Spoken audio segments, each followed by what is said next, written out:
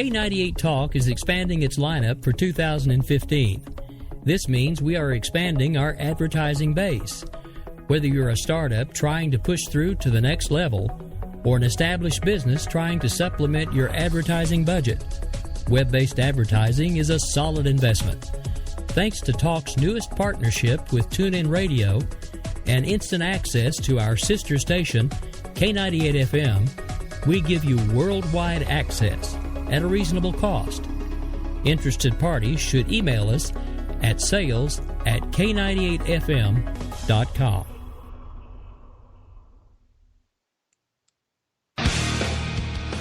Game on, where progressives fear us and rhinos tremble.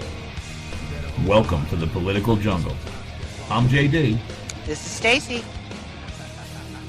No one is safe. No one is spared. Lock up the children. And the old folk. Welcome to the world of liberservative conservatarians.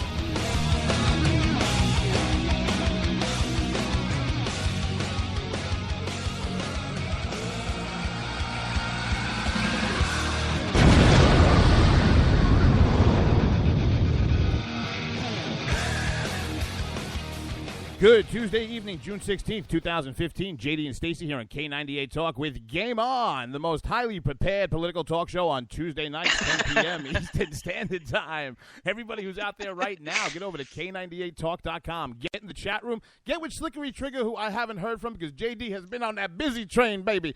We've been manipulating, compensating, shaking, and doing deals. Stacey and I have a jam-packed hour to bring to you tonight. We are talking the circusry of Donald Trump's announced, just go away. We're talking some stay out the bushes, baby, Jeb Bush. And, you know, John Boehner has turned into the cat herder in the House of Representatives. I know, he's turned into Nancy Pelosi. Wait, what did you say about now? I said he's turned into Nancy Pelosi. They both, well, please. Boehner, yeah. Boehner Pelosi next Nebuary. How's that? There you go. Hey, but I did get a certain amount of validation about an hour ago. From whom? About what? Oh, just from polling data. 71% of MSNBC viewers think Rachel Dolezal's black.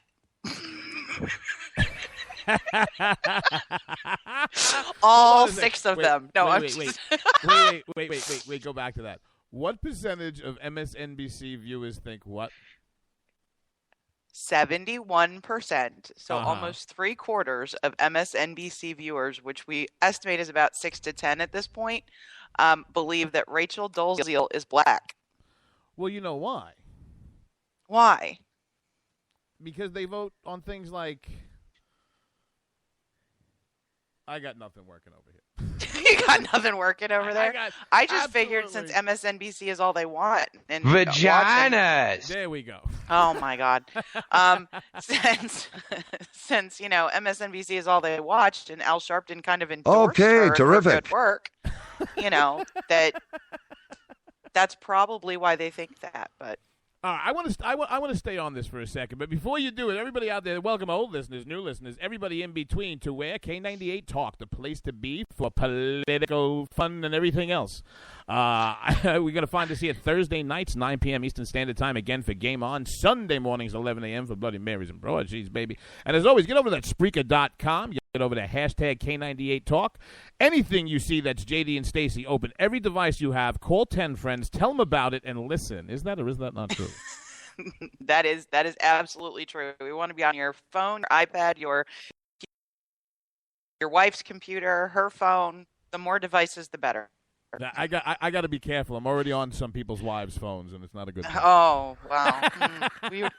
We're not going to talk about that tonight. We're going to leave that alone now. We ain't leave that alone. We ain't going to say right now. Okay, so what we have for everybody today is the height of ridiculousness. Because hair. Well, yeah. Donald Trump is, I don't know, he's 68 years old. I think his hair is 7 years old or something like that. Something. But he's a self-promoter. He's the 21st century P.T. Barnum, okay, for lack of a better term. And I don't have a problem with that. In every election cycle, he comes out and he teases and he teases and he shows a little leg and he pops another button on the dress and he gets a little more cleavage out there, like he's going to run and he's going to run. And he does a 4-month infomercial with all the morons from the media buying into it for The Apprentice. And I'm okay with that because I'm a capitalist. But about a month ago, George Will scared the hell out of me. And I was hoping he was wrong. I've told you about this, right? I was going to say, he's such a nice man most of the time. I like George Will. He's a Washington Nationals fan. How smart can he be? But I digress. I like George Will. But he said, when people were talking about Trump, well, is he going to run? Is he not going to run? I sat back and I'm like, no, but good for him. He's going to get the publicity. And George Will looked at Brett Baer and said, Brett, you have to understand. I mean, basically the point that he made was that forget about the self-promotion and everything else that Trump does. He must have something burning in him, even if it's for vainglory, to go run, right? The scary part about Trump is that he has enough money to self-fund. And the point that Will made is that at some point, Trump is going to run and get it out of his system. Mm-hmm. I was hoping it was not going to be today. But it was. And actually, George Will was on Brett Baer, oddly enough, again tonight, along with Krauthammer. And they were actually saying, I mean, you could almost hear frustration in George Will's voice when he was talking about the depth of the Republican bench, the number of serious candidates we have. There's some outliers, but I mean, if you look at the other business person that's in this race, Carly Fiorina is out there, well-researched, well-spoken. She slapped the crap out of Whoopi Goldberg on The View today, and it made me laugh. But she's not out there for circus entertainment, and I think in listening to his speech today, what is really getting Donald Trump's juices, flowing and saying, I got to do this, is he's watching so much go on with the Obama administration where they're taking a back seat to other companies globally on trade, on nuclear negotiations, on hostage negotiations. And he's just watching them bungle just about everything when it comes to interacting with our international partners. And I think that has him very, very, very upset.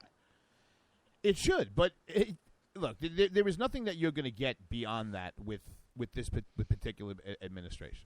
And I listened to, I saw some of Trump's announced today. He hit points that's going to excite the base, but it rambled. It had gaps. Well, he clearly was not reading off of a teleprompter. No, but listen, there's an element to the Donald. There's an element to the Donald that is that you need to listen to what I'm saying with those pursed lips and the fake hair. And I hear that, but you're going to have to whack it down. The counterpoint to this is, I think from a retail point of view, I heard a very good point made today, is that the one thing that Trump does transcend, especially in this environment, is race. Because we can say whatever we want about Trump and we can laugh about the buffoonery and the ass-hattery and everything else. But when Trump travels and goes anywhere, from the outhouse to the penthouse, white, black, orange, purple, polka-dotted, 2 legs, 3 legs, married to a man, woman, horse, barn, whatever, wants to see themselves some Donald Trump. And you want to know why?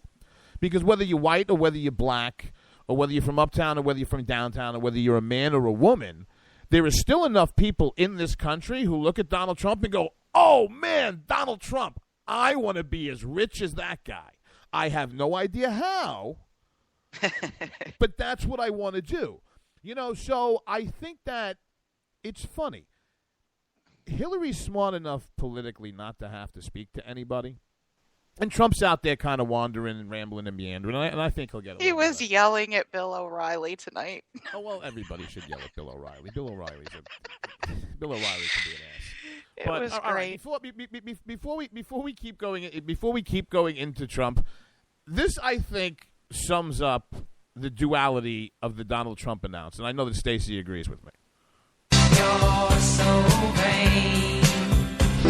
You're fired. You're fired. You're fired. You're fired. You're fired. You're fired. You're fired. You're fired. You're fired. You're fired. You're fired. that's quite an accomplishment. Only Donald Trump could actually make Warren Beatty seem like a less self-possessed pompous ass. Well, it's actually, the press is getting very interesting. Lachlan Markley, of course, who does all kinds of interesting investigations around fundraising and where money comes from. He's really quite good at it. If you do not follow him, you should. It's Lachlan, Lachan, Markley. I think it's Marklay. But he has actually pulled donations that Trump's various organizations have made, and wow, gee, a lot of them have gone to Hillary Clinton and some more have gone to Nancy Pelosi. He has done an awful lot of donations to Democrat Party leaders since 2006 that he's really going to have to explain. You want to for know lack something? of a better word. I will tell you something, though. Trump does have, of all the people out there running, I bet you that he will have the best answer for it because, he's not a pal. I mean, he kind of comes off as one because you figure he has an agenda, but Donald Trump is a real estate mogul, and he's a hell of a businessman. You might think he's an ass, but the guy's a really good businessman. So that being said, to me, from the Trump camp, it's a very easy answer. Listen, before I ever let the administration that the people of this country elected president destroy the great country that gave me the opportunity to become who I became, I had to give to both parties. Do you want to know why? Because honestly, they're both corrupt. And if I wanted to do any kind of business anywhere, I had to make sure the ruling party was paid off. One of the reasons that I'm running for president is so that these greasy thieving skells, whether they're Republican or Democrat or where they come from, now no longer have the opportunity to rape, pillage, and steal. Because the one thing you cannot do to the Donald, and I am not endorsing him or advocating him, but what I am saying, you have to acknowledge realistically, you can't buy him. You can't buy him. Nope. Look. And he made that a huge point during his speech. Bill Clinton has a 3-tiered price structure for getting things done. He'll take fellatio from a fat girl, free private jet rides, and orgies after said jet ride with underage prostitutes. So at least he's got a fee structure. The Donald don't have to have that. No, and he was very clear about that and the impact of lobbying on Washington, et cetera. And he would know because I'm sure he's lobbied Washington and paid other people to do it for various reasons. Now, some things you can't take away from him. As a business person, he gets things done. He's worth billions of dollars. You can't take anything away from him. No, he's worth $8 billion, net worth of 8.7, I believe he stated out loud today. But in terms of understanding how to run projects, how to get things done efficiently, he's probably better positioned than most bureaucrats, and I don't disagree with him. And if you go back to our interview with Stephanie Scruggs, she said one of the reasons we're taking such a bath in this Trans-Pacific Partnership negotiation is because we've got a bunch of bureaucrats doing it, people who don't understand international business and how it works. I'm not saying Donald Trump would be the guy, but certainly someone with his background or Carly Fiorina's background or someone like that would be in a better position to negotiate a trade deal than John Kerry and the morons. I just had a picture in my head. I really just had a picture in my head. All right. Picture a vice president. Now, not exactly Joe Biden, but picture a Biden-esque, bobble-headed, affable, moronic jackass as a VP if Trump became president, right? Couldn't you see Donald Trump getting up and just hitting his own vice president in the face with a phone book in the middle of an executive meeting and firing him if he wasn't getting what he wanted done? Yeah, I mean, I think he would definitely, someone like him or with his background would definitely tend to hold more people accountable. They definitely look at things that are bureaucratic and time wasters and try to fix them because that's not the environment they're used to running in. But, part of the problem with Trump's speech is he brought out issues, but then he was not fact-based about them. So one of the things, for example, he brought out was the unemployment rate. We all know that true unemployment isn't at 5.5.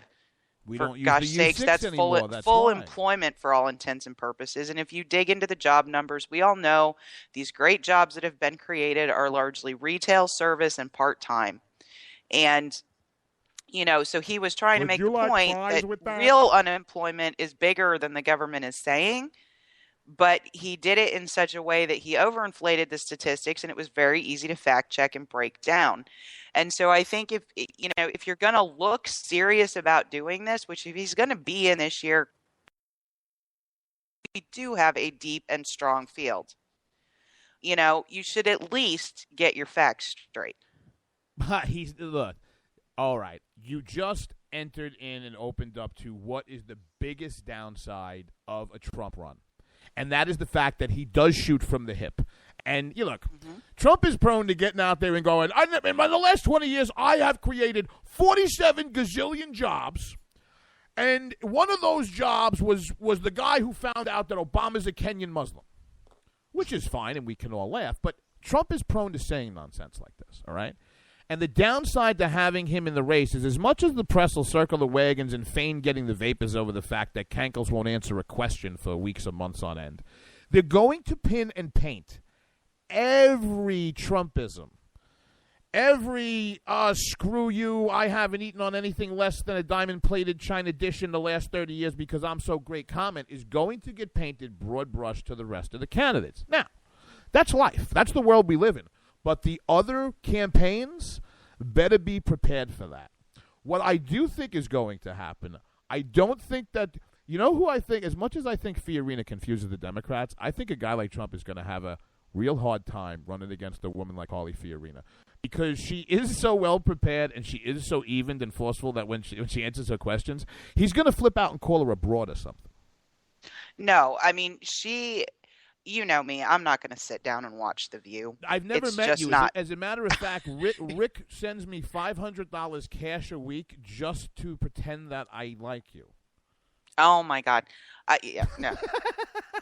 When I brought up earlier, I saw Carly Fiorina on The View today. I expected you to go, "Who are you? Do I know you? What happened to you?" Because we haven't talked for so long. But, I mean.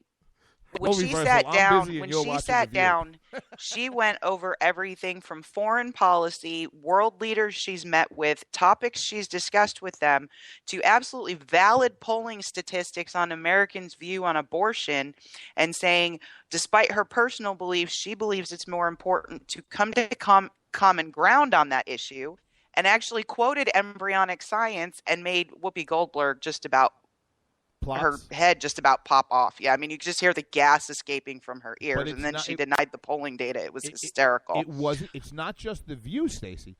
Every time that I have seen Fiorina, since she has announced, this woman sits up, pin straight, eye contact, and can sit there. She did a long form panel discussion on Fox for about a half an hour, and they were four journalists rifling questions at her. Never got taken out of what she was doing. I mean, I think Carly should be in the debate. I don't think Trump should, and I'm scared that that's going to be switched around. Well, I mean, come on, liberconservative conservatarians. I mean, honestly, right now it's up to them. We were having a life conversation about something last night. And look, people are limited to finish where they decide that they're going to limit themselves to finish. So right now, regardless of who we're pulling to be where and in what tier of the debates, it's up to the campaigns to get there. She's had the best answer to it when they're like, oh, well, you're number 10. Are you going to be pissed if you're number 11? And she goes, nope. Well, it seems like my job is to stay at 10 or better. Yep. However, she did have an idea for the debate structure that I did not think was half bad, where she was talking about where they were going to do the top 10 and then the bottom 10. Of taking the top 5 and 5 from the other crowd and the same thing on the other debate. I think that'd be a lot stronger platform. With a minute left, what say you about the Donald? I say that I'm really worried about how he's going to paint the rest of the field. With a paintbrush. I know, with a paintbrush, but, I really hope the press does not treat him like the circus he has the potential to be, because it's just going to get so much in the way. So much in the way. Hope. If ifs and buts were candy and nuts, it'd be a Merry Christmas every day. Coming up. Nope, it's not coming up. Nothing's coming up today, Stacey. Nothing's coming up. Time for a Viagra commercial. Oh. Stay out the bushes. Thank you, for God's sake. We'll be back.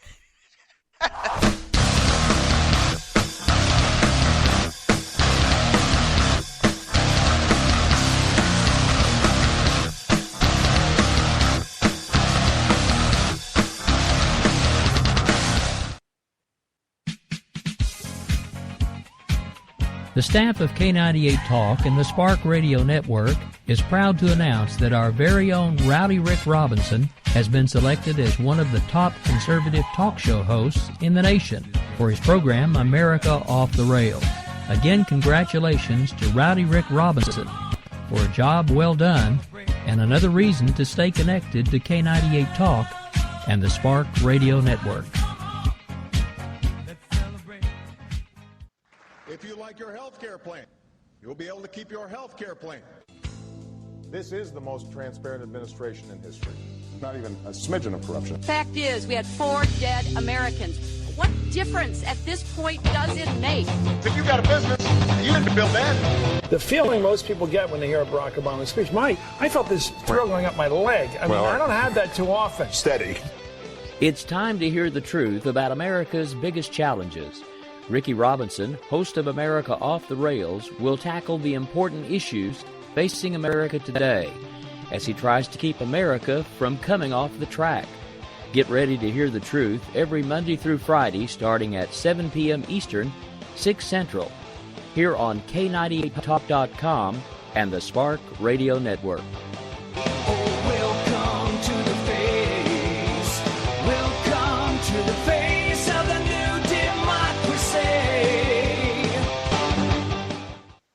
We're gonna spread happiness. We're gonna spread freedom. Obama's gonna change it. Obama's gonna lead 'em.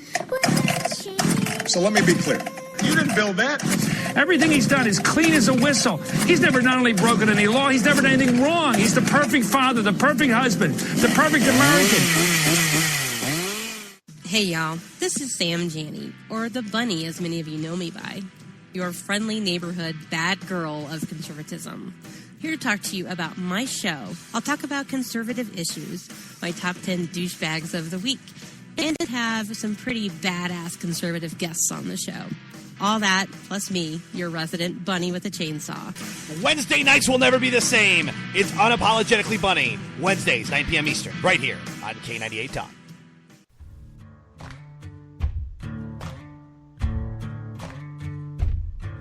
K98Talk.com, a leader in internet radio. So grab your seatbelts and take the ride of your life on K98Talk.com.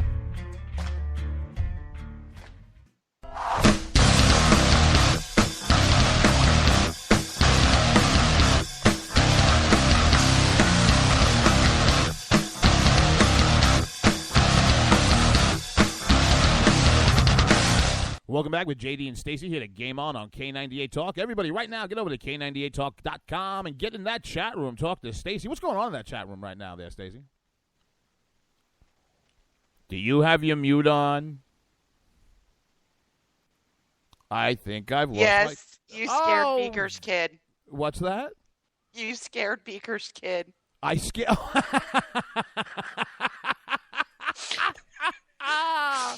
Welcome back to JD and Stacey here at Game On K98. I said, sorry for the creepy little girl singing. Oh, that... Beaker said, my kid just said that's a terrible song. Yeah. Ladies and gentlemen, just so the record is straight, it is JD that is dropping the wrong breaks in the segment. He has not slept since 1986, right around the time that this was popular. Nothing's popular, nothing. Lottie-dottie, we like the party.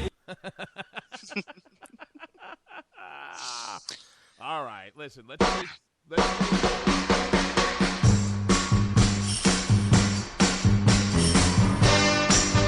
to run to, baby. Nowhere to hide. You hear that, Jeb?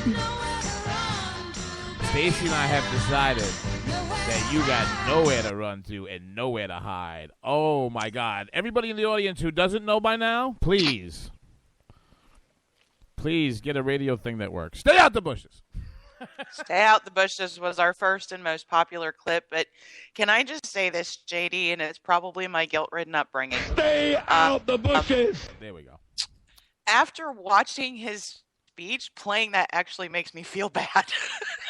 Oh, screw that. Screw that. Listen, hold on. How do I loop it? Stay out the bushes. Stay out the bushes.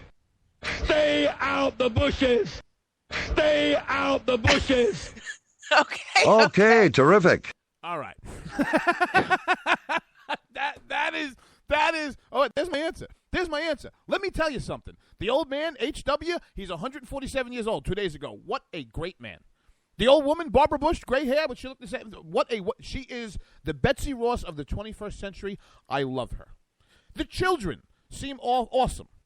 W with the wars and the problems and the thing and the strategery and misunderestimated. Great. Jeb Bush can go away and not stay there long enough. I know, but if you watched the speech, he appeared humble. He appeared sincere. I'm telling you this as an honest, you know how I feel about it. No political dynasties. We do not need a third Bush. This is ridiculous. But I'm telling you, the way he played that speech, there was no family member coming up to build him up out front. There was no big hug at the end. It was all him. It was all his policies. It was all the things he did in Florida, which sounded pretty conservative. Well, let me tell you something. Now we have the Bush dichotomy. It's different problems than Trump has, but maybe it's because if you rewind and you take a look at the Bush family, W is never going to or supposed to run for president. The entire family before 2000 was happy that W hadn't died of a cocaine overdose somewhere in his 40s and had a job owning a baseball team. But he was so successful as Texas governor, that snowballed into him getting elected and having 2 terms. It was supposed to be Jeb's term. So what did Jeb do? Jeb was down in Florida, if you remember. He was counting chads, impregnating chads, whatever the hell Dick Morris, Ted Olson, and who was the attorney on the Dem side? I forget his name. But listen, as governor of the state of Florida, he governed, instituted, and had a lot of conservative ideas, ideals, and policies. He did. Mm-hmm. But you and I speak about this off air all the time. Nobody is frozen in time to their last accomplishment.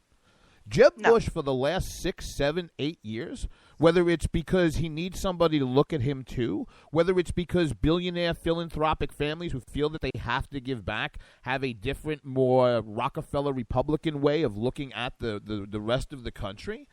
But the things that this man has said and stood for in the last 6 years, if you take a look at 2 things, there are 2 things in my opinion. I keep hearing everybody saying that he's going to be the de facto nominee. His support of Common Core and his fixes for immigration, as stated, should sink him in the Republican primary.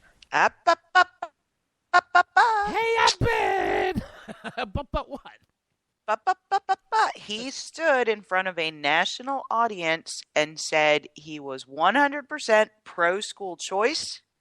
He believed the federal government should not mandate control of education. I'm telling you, for people who don't know the backstory, don't know about his educational foundation that was tied to Pearson, that Michelle Malkin has done so much great writing about, they're not going to know that. They're going to hear what he says. Unless you are politically plugged in, that was a very conservative sounding speech. What he did say about immigration is people need a path to citizenship through the law of the United States, not through executive order. Here's his problem. There are 632,736 and a half other Republicans also running for president, which means that every one of their campaigns, PACs affiliated with them, donors and all the shadow oppo groups and everything else, are going to, for damn sure, listen, if you look at it from a completely politically strategic point of view, Jeb is supposed to be the guy that has all the money hooks, okay? He's supposed to be rolling out of his first fundraising quarter or half. The goal was about $100 million or whatever it was. You know, the word on the street is that he's going to be taking the lion's share of that money. So if you think about it from a strategic point of view, if you don't want to have Jeb Bush, Mitt Romney, the rest of the Republican field, meaning taking all of that money at a burn rate that was insane and cutting the throats of all Republicans and then rolling over his belly and going soft when he actually ran against the Democrat in the general, then the other candidates would be smart. They can't coordinate, but all of their campaigns are going to be putting out what Jeb has said on Common Core, the fact that he supports it, the fact that people who break our immigration laws, and look, this is not an immigration commentary or an immigration show, but what I'm saying is his point of view, his words are that people who come here illegally, that act in this candidate's mind is a, quote, act of love, unquote. I'm going to say that again. It's an act of love, unquote. And you and I can have, we have similar with differing opinions, in some cases in immigration, but do not mistake yourself that there are a lot of people listening to you and I right now who are not going to be happy, comfortable, or okay with the man running for the Republican primary candidacy to become president of the United States, telling those people, especially those who live in border towns and border states, that don't worry about what's going on here. It's just an act of love. Is it an act of love that this current administration is putting people on aircraft and flying them over here so they don't have to immigrate illegally? That's going to be a problem for him. And then you tie Common Core around it. Good luck, Jeb. Again, we like to tease the low-info voters on the left. We've got our share of them. Of course listen, the whole world... This is not a low info world in a moment in time low info century. Human beings are low info. We have short attention spans, okay? You know what human beings like? Human beings like things that are generally not good for them. They like to be distracted and entertained. And other than that, they like to procreate and work hard. All right? That is the basic dynamic of a human being. So most people aren't plugged in. The whole game is the low-info voter game. Welcome to... Go ahead. And I guess I would believe that, but and agree with it. But I guess what I'm saying is, if you are listening to what he is saying, and you are not reading the oppo research or the opposing research that have been done by people like Michelle Malkin into his intricate financial ties with the Common Core machine, you may just say, "Yeah, I take him at his word." But my whole point is, with all the money that is going to be spent on both sides through the primaries and into the general, between the PACs and everything else, this information is going to be out there front and center. This is the question, though. Is there going to be so much muck and just thrown by everybody at everybody that it reaches a saturation point and becomes ineffectual and people tune it out? Well, and I think that's a distinct possibility. And what I also think in that whole circus, if you will, is the people doing very different messages. If you stop and you think about it, right, at this point, Marco Rubio and Bush on a lot of the topics that conservatives are concerned about are really starting to sound a lot alike. Mm-hmm. Even Ted Cruz really screwed up this trade thing. Rand Paul sounds different. I think he's going to get a lot more sound bites. It's possible Carly Fiorina, if she keeps performing well, is going to get a lot more sound bites because she's an unusual candidate and she's presenting herself very well. And then you're going to have this herd of folks who are presenting themselves as conservatives that have some really unconservative views historically. And I think there's going to be a lot of mudslinging there. And I think you're going to have a couple candidates that can kind of rise above it and not have to participate because their positions on those arguments are so clear. You know where this campaign is ending up, don't you? No.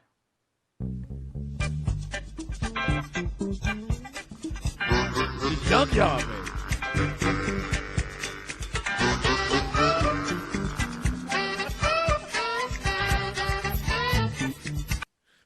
I'm sorry. How do you not play Sanford? And I think the other thing, too, that people are really pointing out, Jeb made a big deal of his executive experience and how when you served as governor or the chief executive of a state, the buck stops with you. Which is more than fair. You can't hide behind a legislative process, et cetera. And I think that was a shot over the bow for Florida for Rubio. But the one thing that the press keeps pointing out is in terms of being governor, it wasn't recent, and the economy in which he governed was very different than the realities we face today. So I think he's going to end up having some pretty difficult questions about, well, how would you deal with this economic reality, given that's not the way it was during your tenure as governor? Absolutely, and I think that, and the other thing that, and I think this comes to both of our points, I think, from different sides of the coin, is will there end up being an element of wonkism to it? Because just like you said, Jeb's going to point to, this is what I did, X, Y, and Z. These are my policies, my programs, and here's the numbers for the outcomes. Now, it's already starting because you know more than anybody else from your background and your career in business that, you can basically, once you have the numbers, you can make them say anything. Eventually everything has to add up, but you can make them say anything. And somebody I heard throw out within the last 24, 36 hours that, well, yeah, but when Jeb Bush was governor in comparison to when Perry was governor, Florida actually created more. And I'm listening to this and going, here we go. Depending on how this is played out, people's eyes are going to start rolling up in the back of their head. They're going to start to glaze over. And through no fault of their own, it happens to me as well. But this is going to be a tricky part of 436,326 and a half people all vying for the same nomination and airtime. No, and I agree, and that's why I think it's going to be easy for the folks who are relatively similar to get lost in the shuffle. Well, okay, so that almost begs the question then. If you anticipate that to be the case, then don't you have to be a little louder, more out there, and bomb throwing, maybe to get attention? Keep in mind, Rand Paul. Yeah, but you want to know what? The Paul campaign is like. If you take a look, and again, Walker hasn't formally, but if you take a look at Scott Walker, Marco Rubio, Rand Paul, unless I'm missing somebody in there, correct me, Stace. I think Rick Perry's playing this cycle well.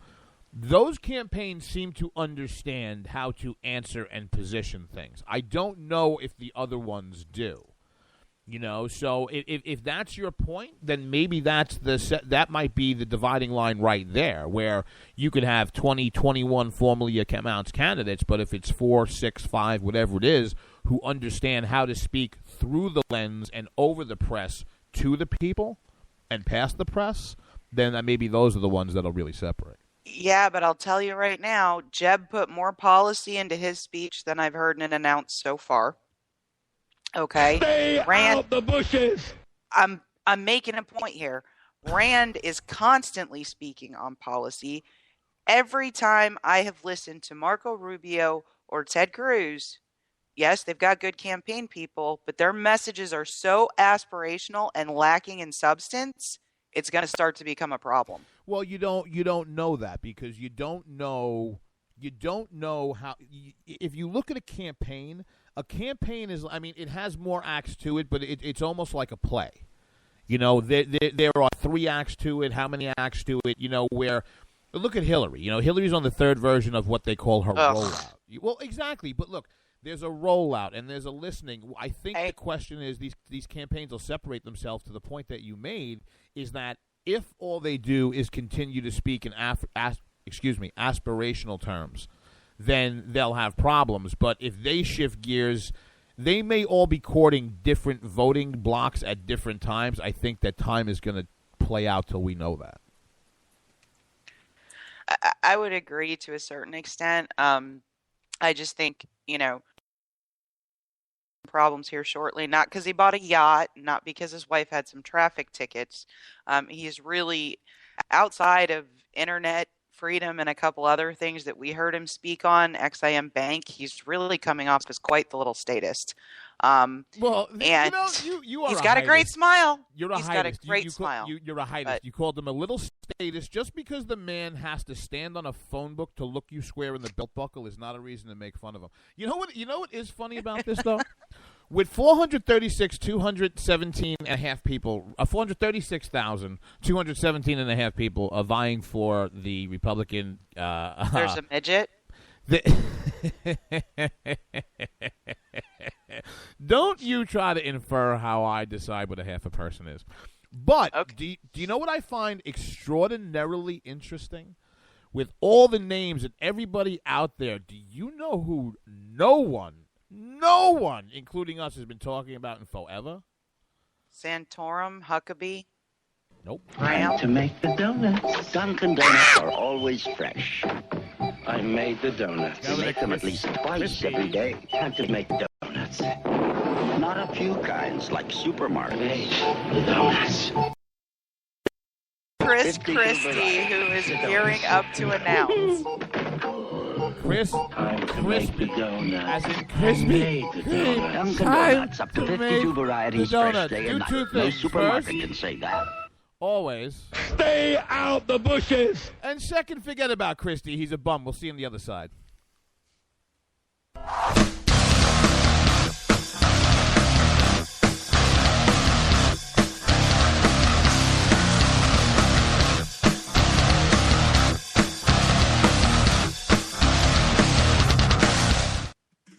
Hey everybody, this is Jason, host of According to Me. I'd like to invite you to check out my show. It's a 2-hour show that lasts 60 minutes and, listen. Let me be clear a lot. It works. President Obama, I can handle this. It's a radio promo. I'm not green. I've done this before. Did someone say green? Now, Al Gore is here. Listen, I'm just trying to record a radio promo. Do you mind? Now, do you say good things about me on the show? No, not at all. But if it makes you feel any better, I rip on Republicans just as much. The AM radio frequencies give off very high levels of radiation. Look, my show is on the internet, which you invented. Can I just do my promo? I got a pen. I can veto that, you know. I know you got a pen. It's not a law. It's a radio promo. Listen, just listen to my show. Barack Obama and Al Gore hate it, so you're going to love it. Here's an executive order. Don't listen to his show. He doesn't like me. He's racist. And he doesn't recycle either. That's it. I'm done. It's According to Me, Wednesdays, 10 p.m. Eastern, right here on K98 Talk.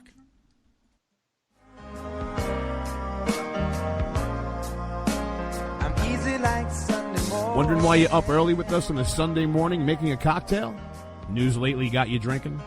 Hung over from the mainstream media by Sunday? We are, and we got you covered. We sure do.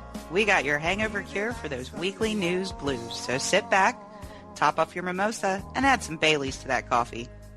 Take a match to your copy of the New York Times. Light, funny, and oh yeah, news with booze. And a lot of laughter. Welcome to Bloody Marys and Broadsheets. If it's Sunday, it's Bloody Marys and Broadsheets. We're your cure from your weekly news hangover.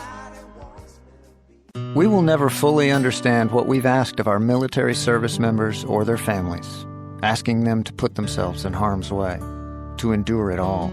But we do understand that it's our turn, our duty, to keep them secure for the rest of their lives.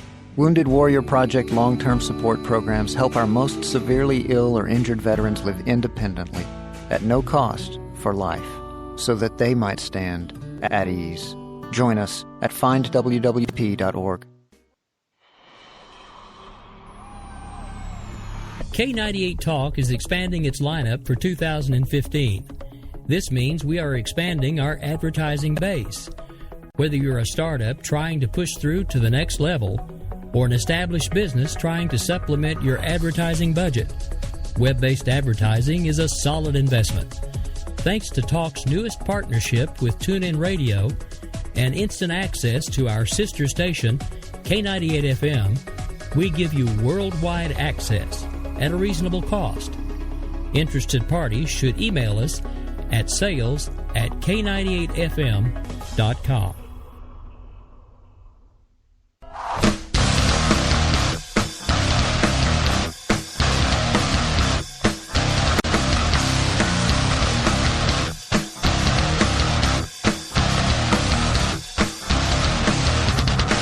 Welcome back, everybody. JD and Stacey here on Game On K98 Talk. Thank you for joining us every Tuesday night, 10 p.m. Eastern Standard Time. As always, you can find us here on K98 Talk. Thanks to Ricky Ticky Robinson and the K98 Talk family. Every Thursday night as well, 9 p.m. Eastern Standard Time here for Game On. And Sunday mornings, kids, get up, put booze in the coffee, catch the best authors, best journalists, catch Stacey and I laughing our asses off because we haven't slept from the night before on Bloody Marys and Broadsheets every Monday, 11 a.m. Eastern Standard Time here on K98 Talk. And right now, I don't care what browser you got over. Get over to K98Talk.com. Get in the chat room. Talk to Stacey. Everybody still having a lot of fun in there? Looks like. Looks like. Wait a second. You're the one running this show. I need no equivocations. Well, you didn't scare any small children during that commercial break, so it's all good. I don't understand how. I don't understand how a promo song from a show I wasn't supposed to drop is my fault because it scared the children. I will own all of the small children that I've ever scared in my entire life, which is probably several. But come on, cut me a little slack, lady. Jesus. So we've got the GOP leadership just acting a bunch of fools again. We have audio of John Boehner on this. Do we? Yeah. No, we don't have audio. We don't have audio of anything tonight in a timely fashion. I don't know what's going on. You know what I've decided, JD? What? There's a great picture of Steve. Congratulations! You're a mother. That was John Boehner. It's 11 o'clock at night, folks. The great picture of Steve Scalise in the National Journal today. I've decided he looks like Teller from Penn and Teller. I have got. He's the real quiet guy that just does whatever he's told. People need to meet and get to know Stacey personally in their life because I have had one of the busiest weeks that I've had in absolutely years, and it's not getting any slower. And one of the greatest things about knowing this woman is that in the middle of just one of the toughest days I've had in a while, I get a text message that goes, "Hey, you know Steve Scalise looks like Teller from Penn and Teller?" And as my mind's processing this, I'm like, he kind of does. She starts sending me pictures. See the little quiet one that looks like him? He look like here's Scalise. Look at both. And I'm just sitting there going, "Oh my God! If you don't know somebody this manic and insane in your life, you're not living." No, it's just these things occur to me as I'm looking at how he's behaving. So what Steve did today was he booted 3 representatives from the whip team because they didn't vote the right way on a rule that they tried to engineer and gin up last Friday during the TPA-TAA debate. So that was the whip So basically they have kicked Representative Loomis, Representatives Pierce, and Representative Franks, some of whom are members of the Freedom Caucus and others who have close ties to conservatives, off the whip team. And he's done it with 2 other folks this year because apparently these people on the whip team are not allowed to vote their conscience on rules. They have to vote lockstep with leadership or they get kicked off. But we will allow them to vote their conscience on the actual bills that come to the floor. Well, that's mighty sweet of ya. I want everybody to paint 2 pictures in their head right now of what the Republican leadership inside the House is doing, all right? It's akin to 2 things. Actually, it's akin to 3 things that I can think of right off the top of my head. One was the purge when Uncle Joe Stalin took over the Soviet military. He removed and had executed everybody in the general corps and officer level, I think down to staff sergeant.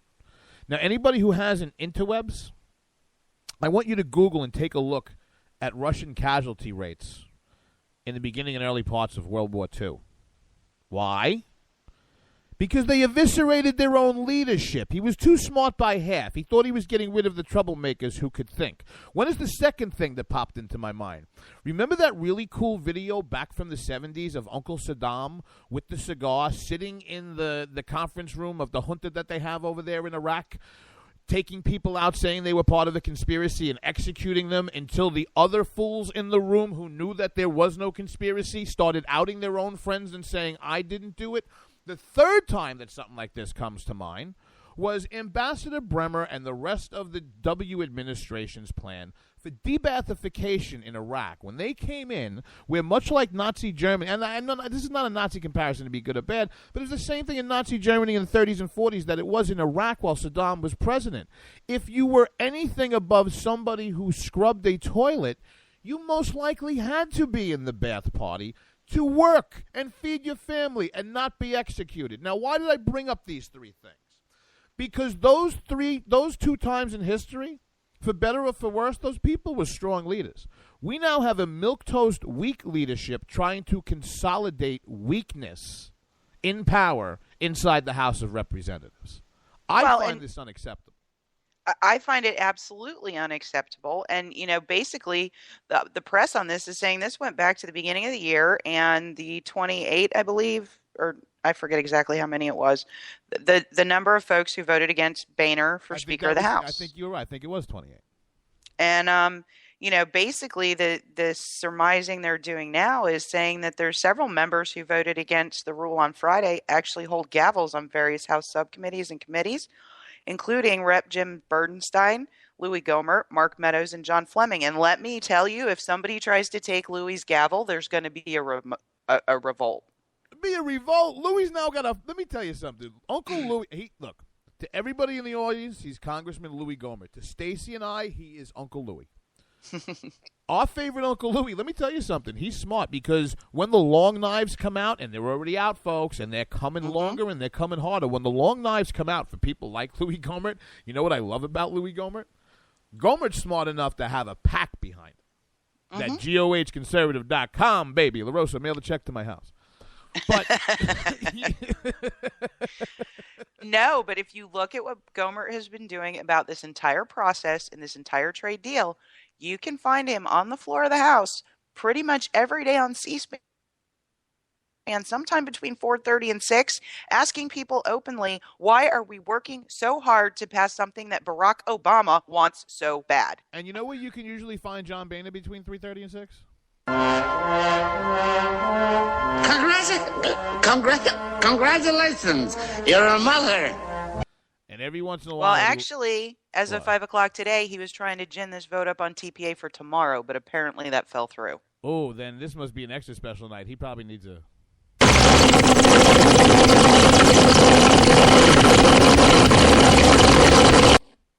For the rest of the night until midnight, folks, bong hits will now be referred to as Boehners.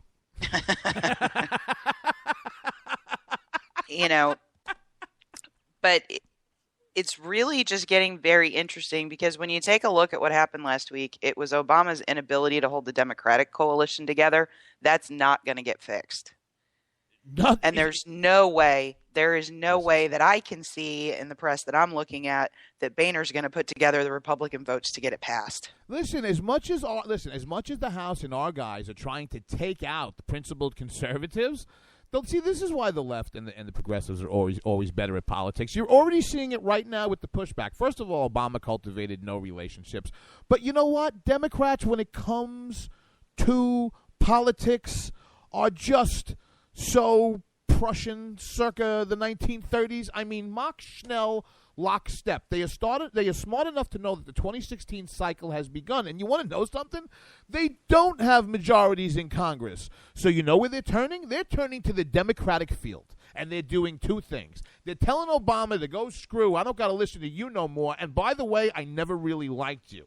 And they're getting the opportunity to do two things.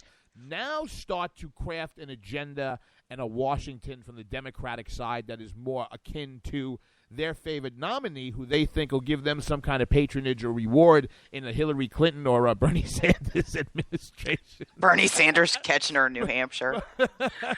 But you see what I'm saying? So our guys, again, are standing in a circle with AK-47s, just chopping each other off at the knees. The Democrats, it's like the scene in the beginning of Godfather 2. They're taking care of all family business. All their enemies get executed at the beginning. And our idiots are standing there in a circle shooting each other. But if Boehner would expend half the energy on trying to incorporate some conservative ideas into what he's trying to get done that he does in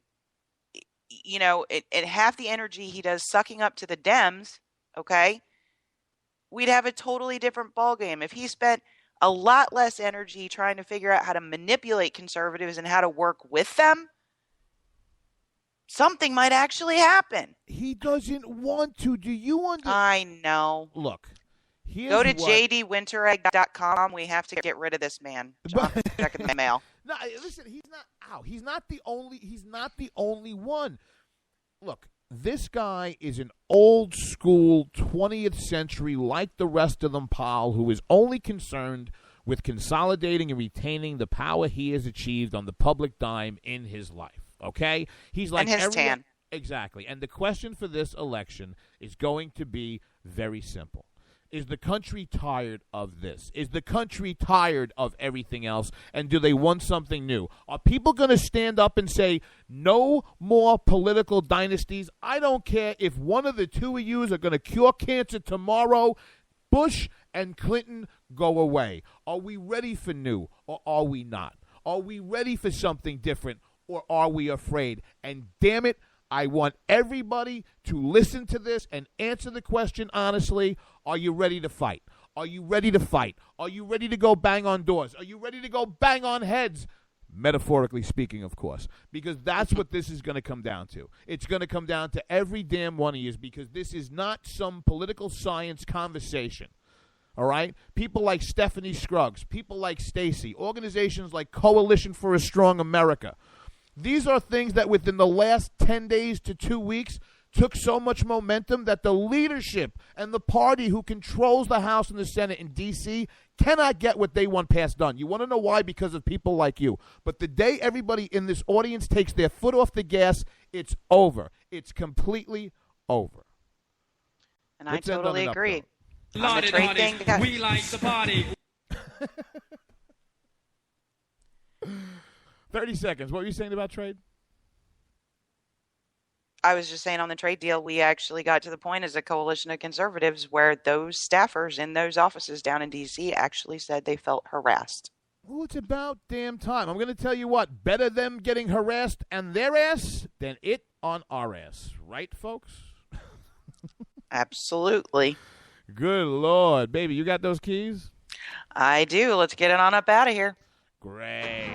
Tell the nice people what's going on the next 36 hours in Washington, D.C. and how we're going to defeat it.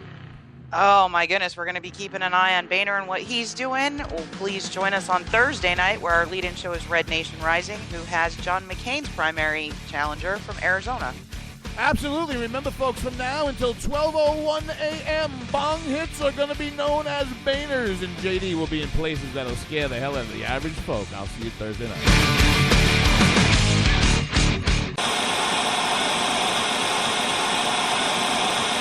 I'm looking for you, you Occupy freaks with your glitter bombs. Bring it on! Bring on the glitter.